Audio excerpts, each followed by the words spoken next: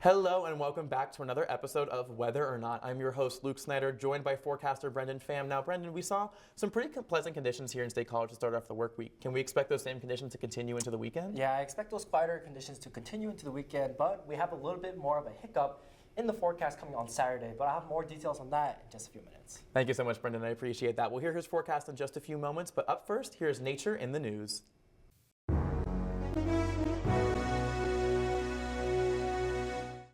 The city of New Delhi in India is one of the most polluted places in the world, with over 33 million people affected frequently. The World Health Organization says that the city's smallest level of particulate matter, or PM1, is 24 times higher than safe levels. In a recent study from the University of Birmingham, PM1 levels in New Delhi are up to 20% worse than previously estimated. During episodes of high humidity, these fine particulates swell, increasing in size. This reduces the efficiency of air sampling devices, leading to an underestimation of the amount of particulate matter in the air. This underestimation is typically seen between February and March, where the relative humidity is the highest. However, this isn't seen during the monsoon season because rain will wash out the particles from the air. Although this underestimation of fine particulate matter is harmful to the public, this study will provide an adequate correction to models to better simulate and estimate particulate levels and allow for greater action against the emission of PM1. Severe weather swept through much of the eastern United States this weekend, with many still recovering from the damages. With the system first developing on Friday in the plains, tornadoes and fires spawned. Warm, humid air from the Gulf fueled these storms, with wind gusts amplifying the impact. Wreckage shows fires, freeway pileups, and significant wind damage. This same low-pressure system moved farther north and made its way through the mid-Atlantic and northeast. Numerous tornado reports were recorded in western Pennsylvania, with gusts upwards of 60 miles per hour observed right here in State College. Hundreds of severe weather warnings were issued across the country, and at least 56 confirmed tornadoes were recorded. With at least 40 dead in over half a dozen states, relief efforts are being made countrywide to help those affected.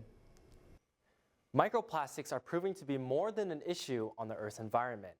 Microplastics provide breeding grounds for antibiotic-resistant bacteria. A research team from Boston University tested how E. coli, a common bacteria found in the world, reacted to being in a closed environment with microplastics. It was found that once the bacteria attached to the plastic surface, it created a biofilm, which acts like a shield for the bacteria so that they stay on and stay alive. Although biofilms can be produced on any surface, the microplastic surface made the biofilm so strong that antibiotics were unable to penetrate the shield. Even when the antibiotics were taken out, it was also found that the bacteria retained the ability to form stronger biofilms. Microplastics are found everywhere, but this study provides a foundation for new research to pinpoint how these bacteria may evolve in the future and how we can develop possible measures to combat this issue. After decades of silence, an Alaska volcano is ready to roar.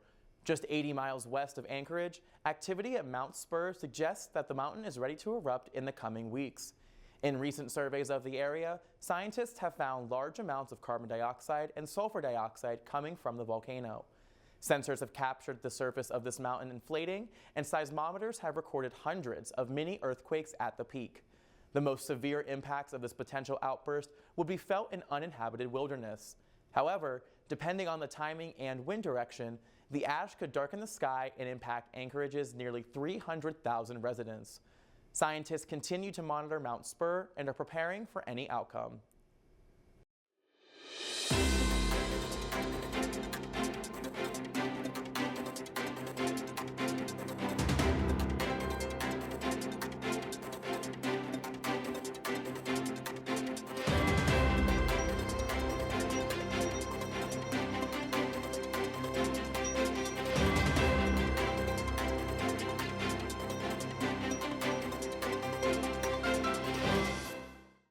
We have a quieter weekend in terms of the weather in store for this weekend, but we have a little bit of a hiccup on Saturday where there could be some rain chances. But first, let's start off this Friday where we've got a bit of a low pressure system that will be departing just off the New England coast. Now notice that the rain and snow is kind of mixed in here, and that's because we're going to see a little bit of some higher elevation snow that will be more prominent across eastern portions of New York, and of course across a little bit higher elevations of Massachusetts and into New Hampshire and Vermont. As that begins to depart, sunnier skies will begin to move into the region, and we might see a few lingering upslope snow showers associated with this low, but as that begins to move out, those snow showers will quickly begin to dissipate and we'll be left with mostly sunny skies for the rest of the day onto Friday, and we'll be feeling quite seasonable in terms of temperatures. Now, as we head into Saturday, here's the little disturbance that I'm talking about. This low pressure system that's associated and responsible for all this precipitation is way up to the north in Canada, and so there's just a bit of a weak cold front that's draped across portions of the Ohio Valley and into Canada. This, as it begins to make its way eastward, will potentially bring some rain showers into the northern tier and more north and west of 99 and I-80. Across the higher elevations, we might see a few snowflakes mix in, but it won't be very impactful as the temperatures will be pretty marginal. And I say highs are going to be into the 30s and 40s even into the higher elevations. So not very impactful north and west of I-99, I-80. Now heading into Sunday, high pressure that was initially to the west begins to move east, and then it begins to dominate. But we'll be staying cool because of a northeasterly fetch. This allows for the cold air to kind of stay in place for a good chunk of the time on Sunday, and so we'll be staying cool then. But it does allow for us to be mainly sunny across much of the northeast, and then our next storm system way off to the west in towards Minnesota and Wisconsin, where there might be a few light rain showers into the portions of western Ohio Valley. So clouds will be increasing throughout the day as we head into Sunday. But here's your high on Friday. 51 with decreasing clouds again. With the low departing, we're going to be seeing more sunnier skies heading into the afternoon. And then at night, temperatures drop up pretty rapidly, but we will see a few clouds with a low of about 36. And on Saturday, that's when we see our rain chance begin to increase with that wee cold front beginning to move in. Again, look at that high though, 50 degrees, which is quite seasonable for this time of year. Again, any snow that's north and west of I-99 and I-80 won't be very impactful. You might see just a few isolated showers here in State College. And then Saturday night, we drop off a lot because the skies begin to clear. We drop off to around 25, which is also quite seasonable, although just a bit below average. And then Sunday, we've got a high about 48 with increasing clouds ahead of our next storm system moving in from our west. And now, here's a feature by Caitlyn Bell on Flood Awareness Week. It's that time of year again. Flood Awareness Week for Pennsylvania is here. Now, flooding causes more damage in the United States than any other related weather event and has averaged about $5.2 billion every year for the past 20 years. So here are some safety topics for this week and how you can stay weather aware. Pennsylvania Flood Awareness Week is March 17th through March 21st, 2025, and marks an important time for residents to brush up on their knowledge of flooding and the dangers it poses. Floods in Pennsylvania are mostly caused by heavy rainfall, both localized and widespread, and the most common cause of flooding is water due to rain or snowmelt accumulating faster than soils can absorb it. There are different types of flooding, including river and flash flooding.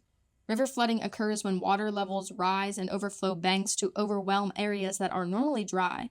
This is classified as minor, moderate, or major based on water height and the impacts along the river.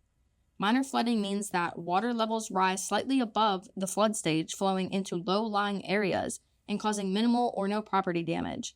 However, water rises high enough to impact homes and businesses during moderate flooding, potentially requiring some evacuation. And in extreme cases, major flooding means that extensive damage is expected. Major traffic routes may be flooded and evacuations or transfer to higher ground is required. Another situation to be aware of is flash flooding. These types of floods exhibit a rapid rise of water and generally develop within 6 hours of the immediate cause. Like river flooding, flash flooding is the result of heavy rainfall from slow-moving or multiple thunderstorms over the same area. Urban areas are especially prone to flash floods due to the large amounts of concrete or asphalt, as they do not allow water to penetrate the soil as easily. Now, mountainous terrain or steep hills produce rapid runoff, and water will travel downhill at greater speeds into rivers and over land. For example, a mountain creek that is only 6 inches deep can swell to a 10-foot depth in less than 1 hour.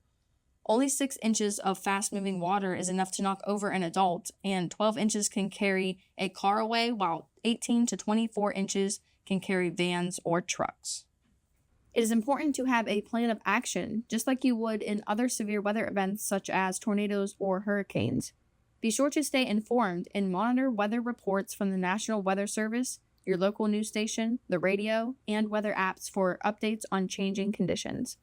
Be sure to know the difference between a flood advisory, watch, warning, and emergency. Never walk through or drive your car down roadways that are flooded or attempt to cross flowing streams. Also, create a communication or evacuation plan to meet with others in the event that disaster does strike. You can take precautions like preparing your home, family, and pets by having an emergency kit with food, water, and medical supplies. Flooding can occur within minutes, and being prepared can give you peace of mind and ultimately save your life. For Weather or Not, I'm student meteorologist Caitlyn Bell.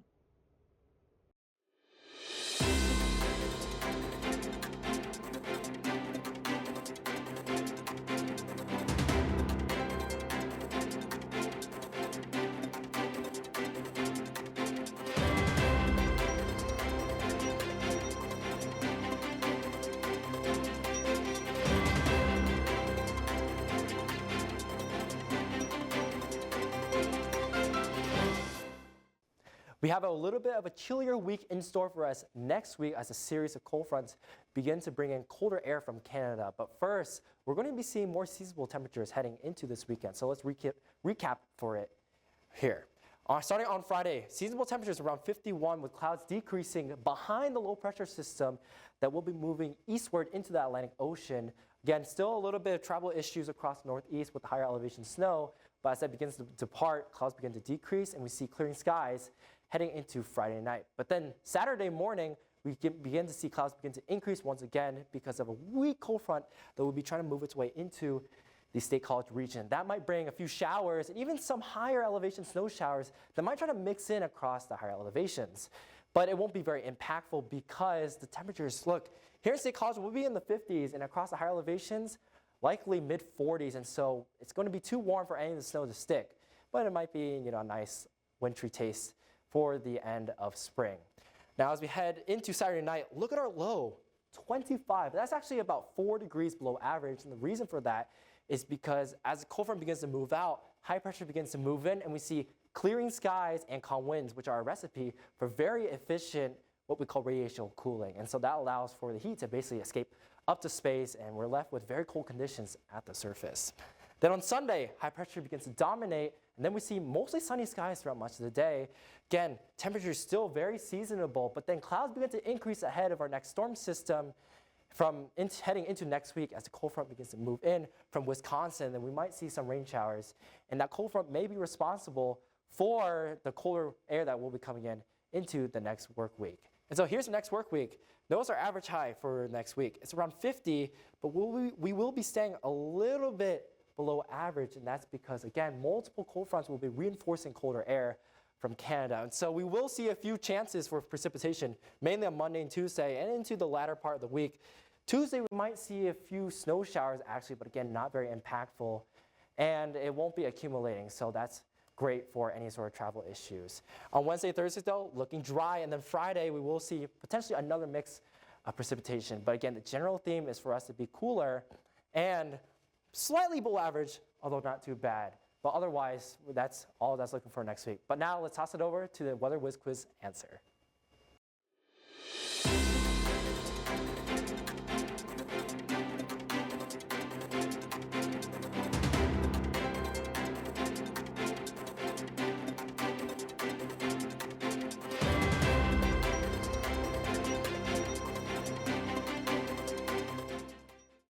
Now, those 9 tornadoes all occurred within March of 1976. Actually, on the same day of March 21st, all spawned from one system. Yeah, and this past weekend, on March 16th, we actually had 4 tornadoes spawn in western Pennsylvania, and all those happened on March 16th. Now, I don't think that we'll see the ingredients for more tornadoes this weekend, thankfully, as we'll see more clear skies, but just a little bit of a system this Saturday. Yeah, I don't think we'll be seeing any tornadoes soon for our upcoming forecast period. Thank you all so much for tuning in for Weather or Not. We'll have another episode next week.